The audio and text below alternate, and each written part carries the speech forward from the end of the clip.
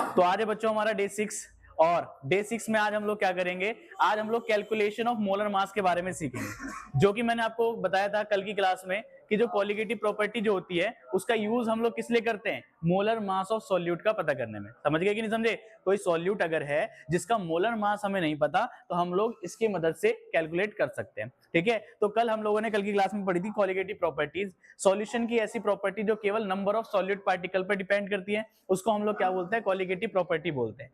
Colligative property हमारे पास चार थी, RLVP, elevation of boiling point, depression of freezing point और ऑस्मोटिक प्रेशर। ये चारों थी कि नहीं थी? हम लोगों ने RLVP, relative lowering of vapour pressure, है ना, वाष्प दाब में आपेक्षिक जो अवनमन है उसके बारे में हम लोगों ने बात करी थी। ठीक है, आज हम लोग उसी के फॉर्मूले से मोलर मास कैसे निकाला जाएगा इसके बारे में बात करेंगे। ये जो फॉर्मूला हम डेराइव करेंगे, इस फॉर्मूला पे एक 3 से 5 नंबर का न्यूमेरिकल बन जाता है, कम से कम 3 नंबर का बनेगा, याद रखना सीधा सीधा। ओके, तो एक बार कैलकुलेट करना मैं सिखा रहा हूं, बाकी सब में कैलकुलेट करना बहुत आसान है, आप लोग सभी कर सकते हैं। ठीक है, चलिए फटाफट से देखते हैं हम लोग आज, है ना। हमारे पास कल हम लोगों ने ये फॉर्मूला ड्राइव करा था, डेल्टा पी अपॉन में P naught A is equal to chi B, RLVP का ये फॉर्मूला हुआ करता है ना। तो अगर ध्यान से देखिए, काई बी क्या है, mole fraction of solute, mole fraction of solute है। अब यहाँ पे हम लोग वैल्यूज रखेंगे बच्चों, डेल्टा पी ए अपॉन में पी नॉट ए, मोल फ्रैक्शन की वैल्यू क्या होती है बच्चों, मोल फ्रैक्शन ऑफ सॉल्यूट है, तो ऊपर हम लिख सकते हैं एनबी अपॉन में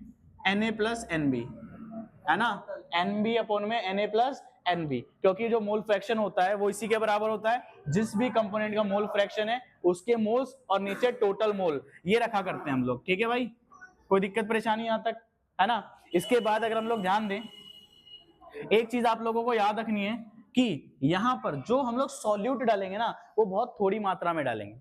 आई बात समझ के नहीं आई? ये कंडीशन होती है कि जब सॉल्यूट को ऐड करा जाता है तो बहुत थोड़ी मात्रा में करा जाता है। तो यहाँ पे हम लोग एक अजम्पशन करेंगे कि जो NB है, NB is very very less then Na। NB क्या होता है, बहुत ही ज्यादा कम होता है as compared to Na।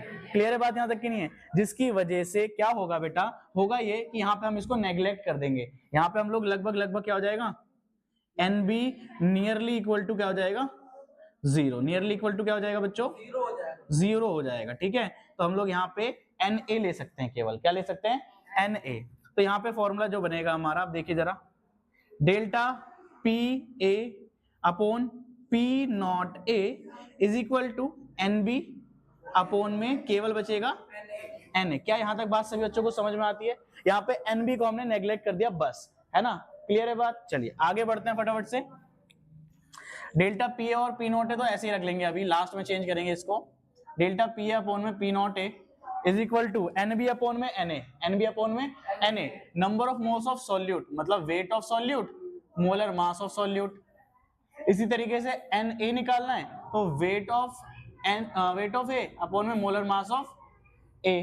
Clear है बात यहां तक कि नहीं है? सभी जानते हैं कि तीसरे नंबर वाला जो होता है दूसरे पे और सबसे नीचे वाला पहले। तो बच्चे क्या हो गया, delta P A upon P naught A is equal to WB into MA upon में MB इंटू WA। क्या यहां तक सभी बच्चों को बात समझ आती है?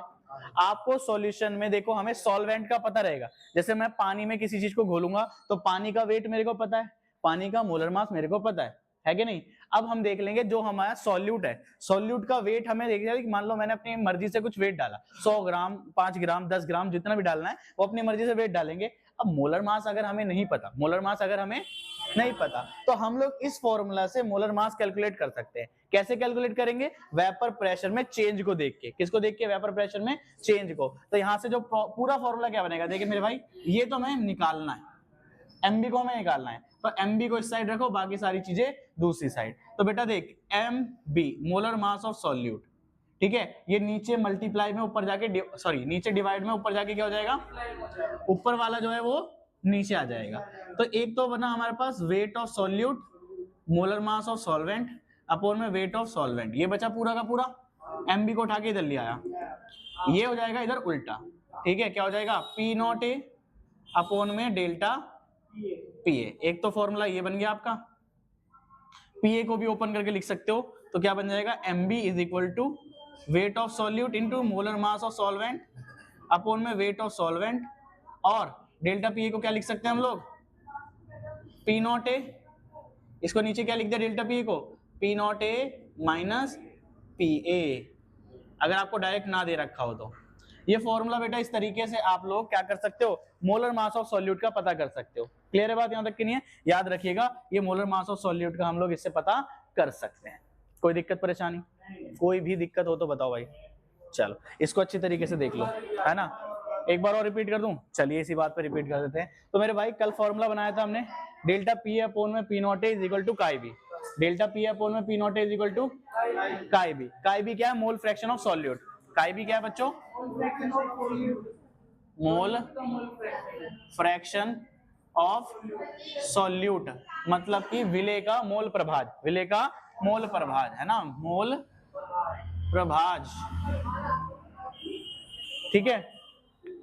तो डेल्टा पी ए अपॉन में पी नॉट ए बराबर एन बी अपॉन में N A plus N B, formula बता रखा है आप लोगों को। इसके बाद अगर हम लोग ध्यान दें तो एन बी को बहुत छोटा मानना है एन ए से, क्योंकि हम सॉल्यूट बहुत थोड़ी मात्रा मिलेंगे, सॉल्यूट को हम बहुत थोड़ी मात्रा मिलेंगे, तो N B is very less than N A, N B जो है वो बहुत छोटा है एन ए से, इसलिए हम लोग लगभग 0 के बराबर मान लेंगे इसको ए की कंपैरिजन में, एज कंपेयर टू ए, मतलब ए बहुत सारा है, 1000 में अगर एक कोई थोड़ा सा कम भी हो जाए, 0.1 कम हो जाए तो कोई इससे असर पड़ेगा, इतना कोई खास फर्क नहीं पड़ेगा। तो N B is nearly equal to 0, है ना। तो डेल्टा पी अपॉन में पी नॉट है बराबर बचा एन बी अपॉन में एन ए। तो यहाँ पे देखो एन बी को खोला और एन ए को खोला, हम जानते हैं कि नंबर ऑफ मोल्स क्या होते हैं, वेट अपॉन में मोलर मास के बराबर होते हैं, इसके बराबर होते हैं वेट अपॉन में मोलर मास। तो मेरे पास है एनबी, तो एनबी को ओपन करेंगे तो डब्ल्यू बी और अपॉन में एमबी, इसी तरीके से डब्ल्यू ए अपॉन में एम ए। क्लियर है बात, यहां तक की नहीं है। तो ये मोलर मास और वेट के फॉर्म में हमने इसको ओपन कर लिया, तो ये यहाँ पे आ जाएगा और ये, तो इस तरीके से हमारे पास ये फॉर्मूला बन गया। एमबी को निकालना तो उसको लेफ्ट साइड ले लिया, बाकी सबको एक तरफ कर दिया, तो हमारे पास ये फॉर्मूले बन जाते हैं। क्लियर है बच्चों बात, कोई दिक्कत परेशानी, चल वेरी गुड।